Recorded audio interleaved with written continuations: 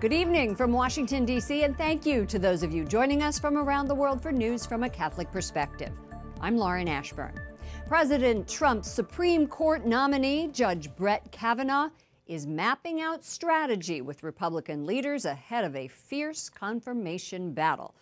Democrats promise to fight tooth and nail, and some conservatives are questioning Judge Kavanaugh's commitment to social issues like abortion, calling him an establishment choice.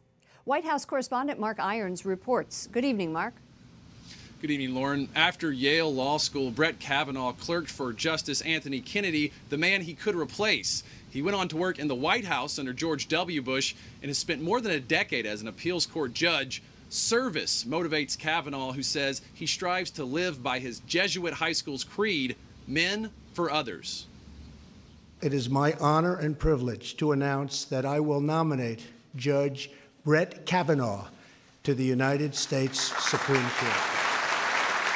The nation meets Judge Kavanaugh and learns about the man beyond the bench. I am part of the vibrant Catholic community in the D.C. area.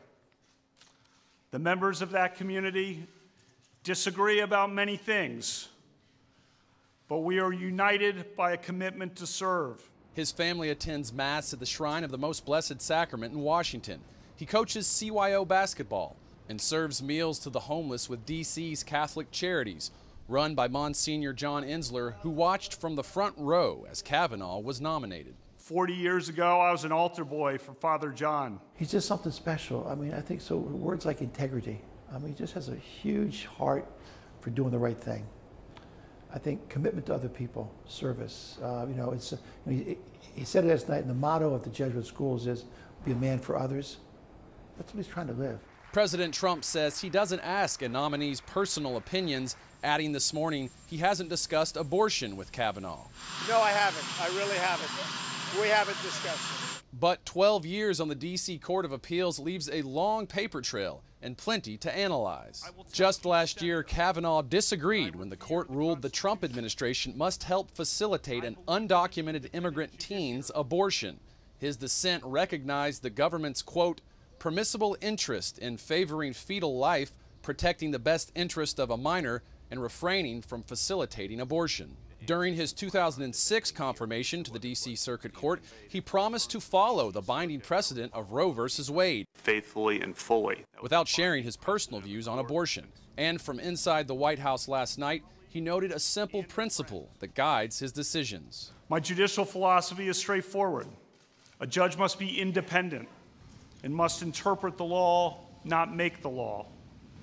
Msgr John Enzler, the priest we spoke to, told us Kavanaugh is a good, strong Catholic, goes to church every Sunday, lives his faith, and because of that, Enzler presumes Kavanaugh is pro-life and will live his beliefs as a Supreme Court justice. Lauren.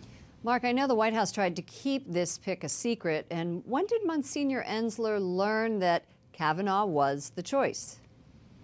That's right. Msgr told us that Kavanaugh called him Sunday and told him to keep his Monday night schedule free just in case Kavanaugh was the nominee. But Msgr did not hear anything until 6 p.m. last night when the White House notified him to come over just 3 hours before the big announcement. Lauren. Well, that is keeping it secret. Now they need to put a lid on leaks like they protect those justices. It's hard to do. That is hard. Thank you so much. White House Correspondent Mark Irons.